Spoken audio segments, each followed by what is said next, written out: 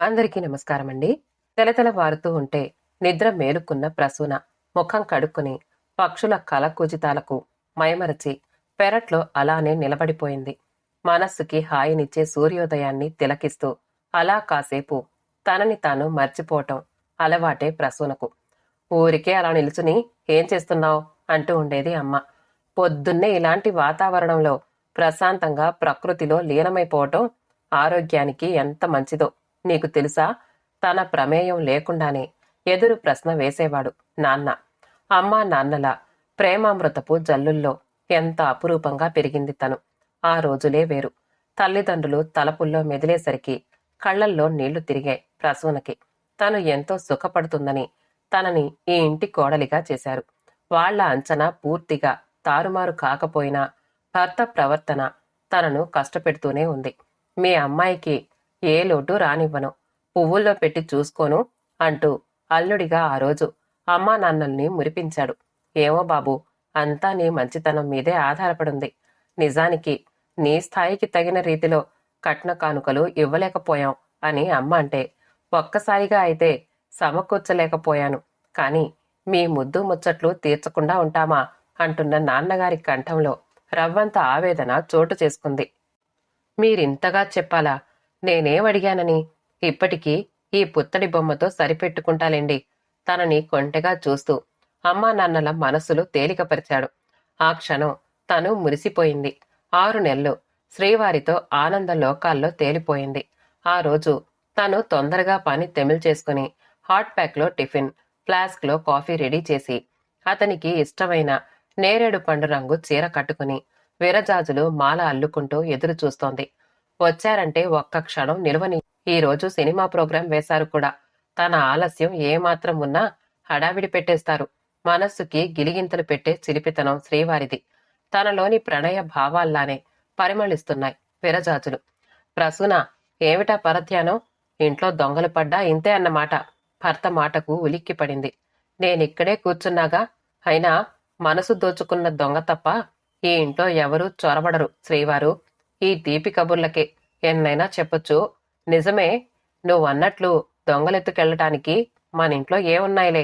విసుగ్గా లోపలికి వెళ్లబోతున్న అతని పాదాల కింద పడి తాను అల్లుకుంటున్న విరజాజిమాల నలిగిపోయింది. అది మొదలు. శ్రీవారిలో శాంత స్వభావానికి బదులు కోపం, చిలిపితనం స్థానంలో చిర్రుబుర్రులు ప్రారంభమయ్యాయి. ఖరీదైన వస్తువులేవి తన పుట్టింటి నుండి తీసుకురాలేదని, కనీసం 1,00,000 ముట్ట చెప్పలేదని భర్త ధోరణిలో ఈ మార్పు. తొలి రోజుల్లో ఈ మోస్తరు ఆలోచనలేవి అతనికి లేవు. అందుకనే మొగ్గలోనే తుంచెయ్యాలి అని ప్రయత్నించకపోలేదు ప్రసూన. మీరు మనసులో ఏదో పెట్టుకుని మదనపడటం దేనికి? సూటిగా చెప్పేయండి అంది. నీతో చెప్పి ఏం లాభం? జ్యేష్ఠమహానివే. చదువుతున్న పేపర్ తన ముఖాన్న గిరాటేశాడు. లాభ నష్టాలేమిటి? భార్యాభర్తల మధ్య దాపరికాలు ఉండొచ్చా? చెప్పండి ప్లీజ్. దగ్గరగా వెళ్ళింది. ఏమిటే, ఏం చెప్పేది? ఈ ఇంట్లో ఒక్కటంటే ఒక్క వస్తువు ఉందా? ఏడాది కావస్తున్నా పుట్టింటి నుంచి ఏమీ తెచ్చుకోలేని దద్దమ్మవి. Sofa set, colour TV, fridge ఇలా నెలకొకటి చొప్పున అమర్చవలసిన మాట. కావాలనే పెదవులపైకి చిరునవ్వు తెచ్చుకుని అంది. ఏ మాత్రానికేనా? వాయిదాల పద్ధతి మీద కొనేసుకుందాం. మా వాళ్లే ఇవ్వాలని ఎక్కడుంది? ఎక్కడా? ప్రతి మగాడి బ్రతుకులోనూ ఉంది. కాపురానికి వస్తూనే ఇలాంటి వాటన్నింటితో భార్య అడుగు పెట్టాలి. ఆ స్థాయి మాకు లేదని తెలిసేగా నన్ను కోరి చేసుకున్నారు. నన్ను మభ్యపెట్టాలని చూస్తావే? ఒక్కసారిగా ఇవ్వలేకపోతున్నాను కానీ అన్నీ సమకూర్చి పెడతాను అని అనలేదు మీ నాన్న? పైగా ముసలి కన్నీళ్లు కార్చారు. ఆ మాట ప్రసూన మనసు పిండేసింది. నిష్కల్మష హృదయుడైన నాన్ననా ఈ మాట అంటున్నది? తన పెళ్లికైనా అప్పే తీర్చలేకపోయాడు. నాన్నకే స్తోమత ఉంటే అడగకుండానే అన్ని ముచ్చట్లు తీర్చేవాడు. ఏ నోరు మూతపడిపోయింది? అయినా నాకు నీ కళ్ళబొల్లి మాటలతో పనిలేదు.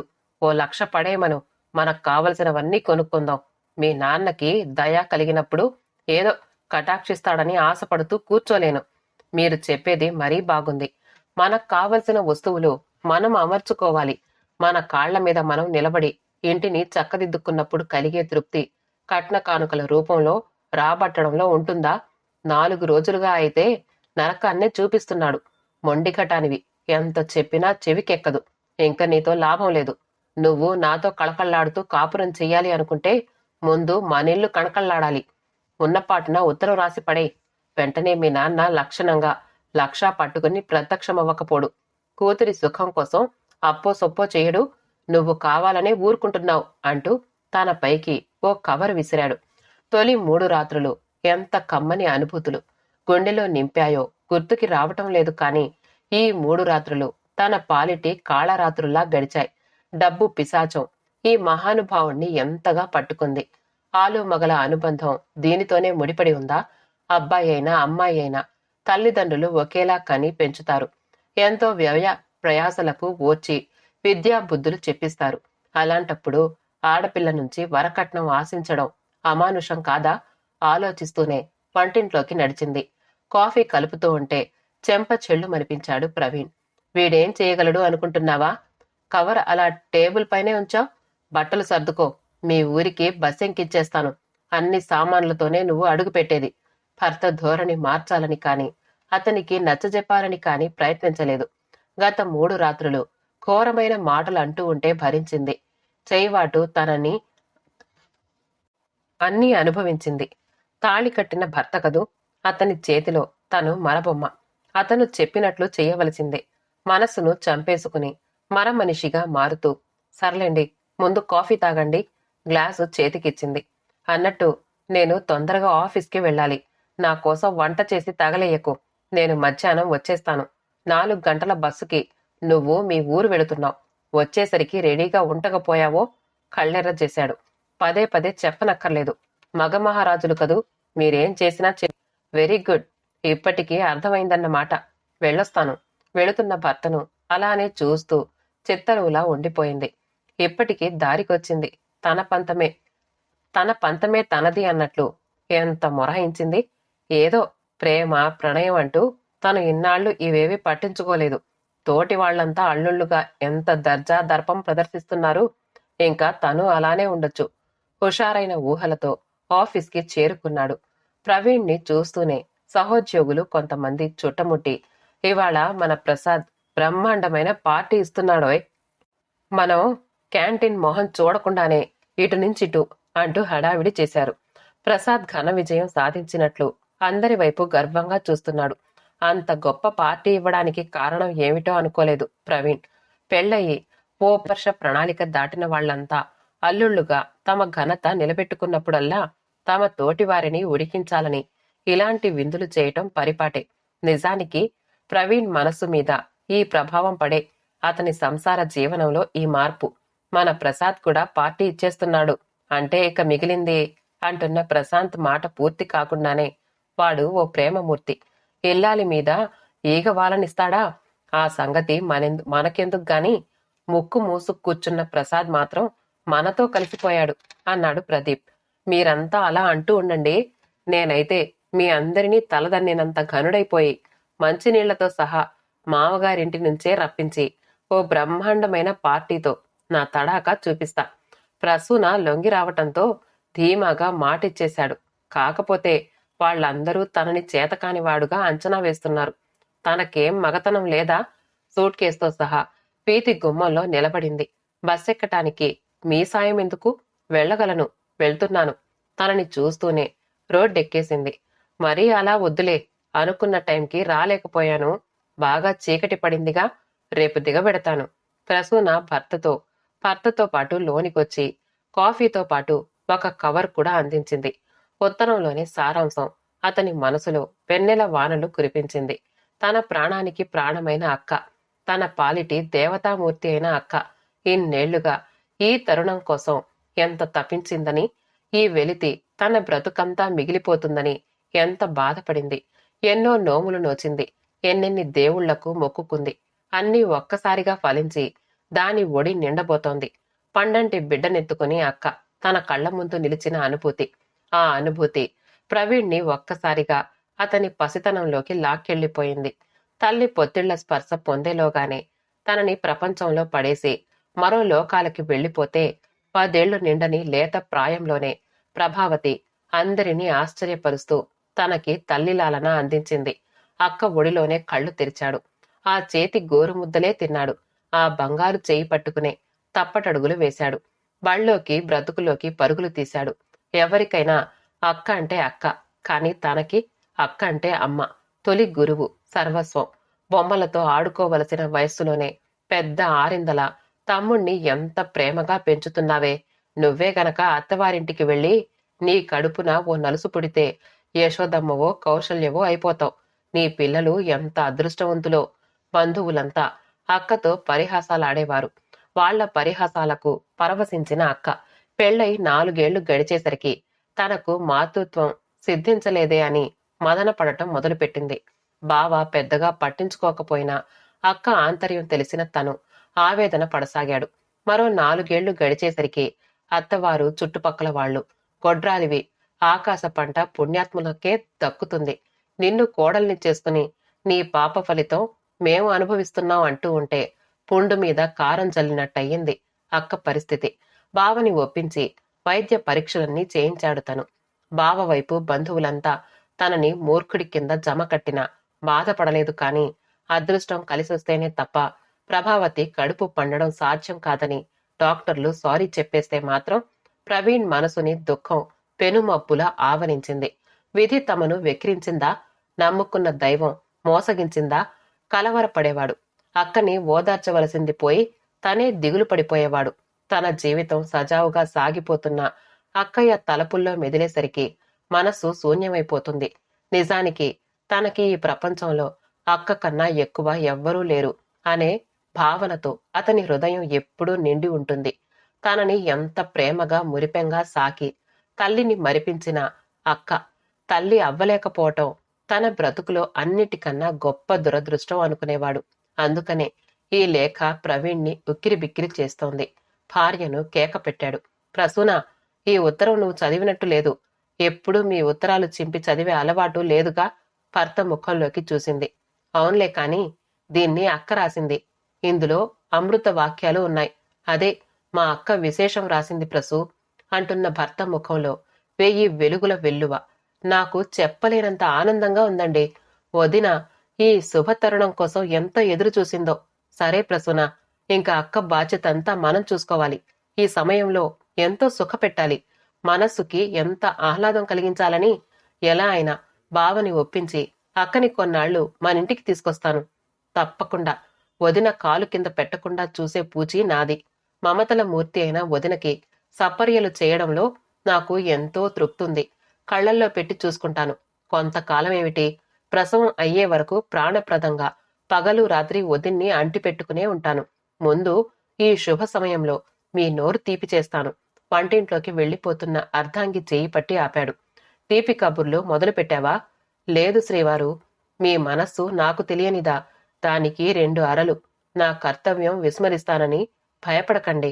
మీ ఆనందంలో పాలు పంచుకుంటున్నానంతే. బ్రతికించావు.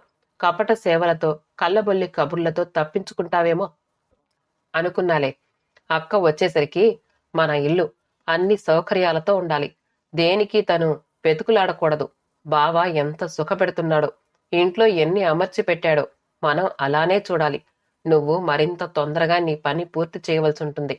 ఇంటికి వెళ్లటం కుదరకపోయినా ముందు అనుకున్నట్లు మీ నాన్నకు ఉత్తరం రాయ్ అని ఆజ్ఞ జారీ చేశాడు. అక్కని ఎంత తొందరగా చూస్తానా అన్న ఆరాటంతో ఆ రాత్రి నిద్ర కరువయింది అతనికి. ఎలా అయినా అక్క రుణం తీర్చుకోవాలి. ఈ సమయంలోనే దాని ముద్దు మురిపాలు తీర్చాలా? తెల్లవారుతూనే ప్రయాణమై అక్క దగ్గరకు వెళ్ళాడు. అక్కని తనతో పంపమని బావని అడిగాడు. పైవారం నాకు క్యాంప్ ఉంది. ప్రభని మీ ఊళ్ళో దిగబెట్టి అటు నుంచి అలా వెళతాను అనేశాడు బావ. తను ఇంటికి వెళ్ళినా అవే తలపులు. అక్క తన ఇంటికి వస్తుంది. దానికి ఏ లోటు రానివ్వకూడదు. పువ్వుల్లో పెట్టి చూడాలి. రోజు సాయంత్రాలు పార్కుకో బీచ్కో చల్ల గాలిలో తిప్పి ఆనందంగా దానితో కాలం గడపాలి. ఏం ఆలోచిస్తున్నారండి? ఉత్తరం రాసి నిన్ననే నాన్నగారికి పోస్ట్ చేశాను. ఆ విషయంలో మీరు ధీమాగా ఉండొచ్చు. ఆడపిల్లల్ని కన్నాక తల్లిదండ్రులకు అగజాట్లు తప్పవు. సర్లే ప్రసూన, నేను ఆలోచిస్తున్నది మా అక్క గురించి. ఎల్లుండేగా అక్కొచ్చేది. నువ్వసలు ఏ ఏ వంటలు బాగా చేస్తావు? 6 నెలలుగా తింటున్నారుగా. అదే ప్రసూన, అక్కయ్యకి ఎంతో రుచికరమైన వంటలు చేసి పెట్టాలి. ప్రేమగా లాలనగా చూసి ఇప్పుడు తనకి మనం పెద్దలం కావాలి. ప్రసూన నవ్వింది. నాకు అన్నీ తెలుసండి. పిన్నిగారి దగ్గరకు వెళ్ళి పులుపు ఆవ పెట్టిన కూరలు, ఇంకా పెద్దవాళ్లు చేసే ప్రత్యేకమైన పిండి వంటలు అన్నీ నేర్చేసుకున్నా. తక్కినవన్నీ నేను బాగానే చేయగలను. మన ఆదరణకి వదిన మురిసిపోతుంది అంది. అవును ప్రసూన, ఇలాంటప్పుడు ఏదేదో తినాలని ఉంటుంది అంటారు కదూ. అందుకే నేను విజయనగరం మామిడి తాండ్రా, పలాస జీడిపప్పు రెడీ పెట్టాను. పనస పళ్ళు, ఆ కాలంలో వచ్చే మామిడి పళ్ళు అన్నీ ఎక్కడెక్కడ దొరుకుతాయో వాకప్ చేశాను. అది రావడమే ఆలస్యం. అది ఏం కోరుకున్నా తీర్చేద్దాం. ఓ అలాగే, మీరంతలా చెప్పాలా? మీలో అర్ధ భాగాన్ని కాదు, మీ ముచ్చట చూస్తూ ఉంటే సంబరంగా ఉంది నాకు. చిన్న పిల్లవాడిలా లిస్టు వల్లిస్తున్న భర్తను చిలిపిగా చూస్తూ అంది. ప్రసూన, అక్క ఏం చేస్తోంది? ఈ 2 రోజుల్లో ఏం చేసి పెట్టావు? ప్రదీప్ కలకత్తా వెళుతూ ఉంటే అక్కడి స్పెషల్ రసగుల్లా తీసుకురమ్మని చెప్పాను. నిన్న వాడు తెచ్చుండాలే. తెచ్చారు మహాప్రభో. అయినా వదిన ఊరికే మొహమాట పడిపోతున్నారు. ఏదిచ్చినా వద్దు అంటుంటే ఇంకేం పెట్టేది? ఏడిశావు. తను ఏమి ఇది కావాలి అది కావాలి అని అడిగి తింటుందా? నువ్వే దగ్గరుండి కొసరి కొసరి తినిపించాలి. దారిలో కనిపిస్తే మువ్వంకాయలు పట్టుకొచ్చాను, ఉల్లికారం పెట్టి వండు అన్నట్టు. ఉల్లికాడల పులుపు అంటే అక్కకి పులుసంటే ఎంతో ఇష్టం. తొందరగా వంట కాని, అక్కతో కబుర్లు చెప్తాను. ప్రభావతి రాగానే క్యాంపుకెళ్లాల్సొచ్చినందుకు నొచ్చుకున్నాడు ప్రవీణ్. సారీనే అక్క, నువ్వు రాగానే దిక్కుమాలిన క్యాంప్ ఒకటి తప్పించుకుందామని చూశాను. కానీ మా బాసు ఓ చెండ శాసనుడులే. అతనికి ఏ చిన్న విషయంలో ఎదురు చెప్పినా ప్రమోషన్లో ఆపేస్తాడు. అక్క పక్కనే మంచం మీద కూర్చున్నాడు. దానికే ఉంది, నేనేం పరాయిదాన్నా? నాకీ మర్యాదలేమిటి? అలా అని కాదే, ఇన్నాళ్లకి నన్ను మామయ్యను చేస్తున్నావు. ఇప్పుడు నిన్నెలా చూడాలి? నేనా ఊళ్ళో లేను. వేళకి మందులేసుకున్నావా? ససేమిరా ఏమి తిననంటున్నావట. అక్క చేతిని మృదువుగా తన చేతిలోకి తీసుకున్నాడు.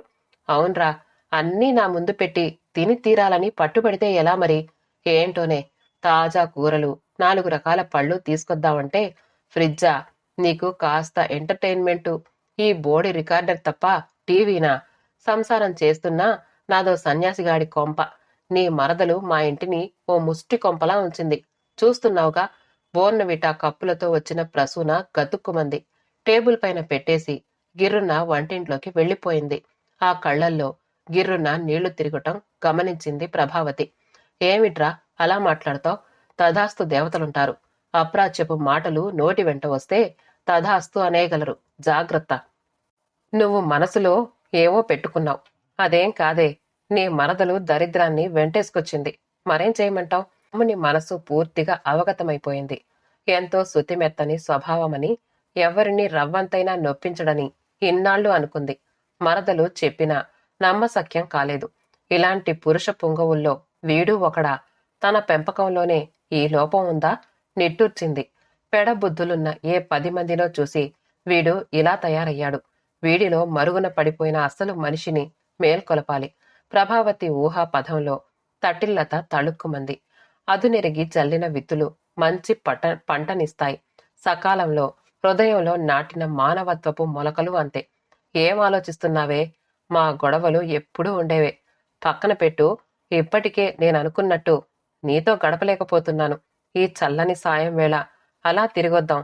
అది వంట పనిలో ఉంది కదా. నువ్వు బయలుదేరు. ప్రభావతి పక్కున నవ్వింది. ఏమిట్రా నీ వాలకం? మరీ ఇంత ఇదైపోతున్నావు? అలా అని కాదే అక్కాయ్. అసలు నీ మనసులో ఉన్న కోరిక ఏదైనా చెప్పు. తీర్చి నా రుణం తీర్చుకుంటాను. నిజానికి నాకే కోరికలు లేవురా. జీవితాంతం తృప్తినిచ్చే కోరిక నాకొకటుంది. ఏమిటి అన్నట్లు చూస్తున్న తమ్మునితో. చెప్తారా? తీరుస్తానని మాట ఇవ్వాలి. ప్రవీణ్ చుట్టూ చెయ్యి వేసి అంది. అదేమిటి మళ్ళీ మాట దాటటమా? నీ చేతుల్లో పెరిగిన వాణ్ణి, నీ ప్రేమతో ఇంతటి వాణ్ణి చేశావు. నీ కోసం కొండమీద కోతినైనా తీసుకొస్తాను. అక్కర్లేదు కాని నీలో కోతిని తరిమేయి. విస్తుపోతున్న తమ్ముడి ముఖంలోకి చూస్తూ, అవున్రా, పులిని చూసి నక్క వాత అన్నట్టు వెంపర్లాడుతున్నావు కాని ఈ వక్రపు ఆలోచనలు నీవి కావు. నువ్వుగా జీవించాలన్నదే నా కోరిక. నా మరదలు మల్లెపువ్వురా. దాని మనస్సుని నలిపి పారేయకు. కష్టపెట్టి ఆ కళ్లల్లో నీళ్లు రానియకు. నీ కాపురం కళకళ్లాడాలని, అర్ధాంగి అంటే నీ అర్ధ భాగమని, ఇల్లాలు ఇంటి దీపమని నువ్వు గుర్తించగలగాలన్నదే ఈ అక్క కోరిక. ఈ ఇంటి ఆడపడుచుగా నిన్ను అర్థిస్తున్నాను. ప్రభావతి కళ్ళల్లో 2 కన్నీటి బొట్లు. అంత మాటెందుకే? అర్థించటం కాదు. నన్ను శాసించే హక్కు నీకుంది. ఒక్క మాటతో నా కళ్ళకు కట్టిన పొరలు సర్జరీ చేసి పారేశావు. ఇక ఎప్పుడూ నీ మరదల్ని వేధించను.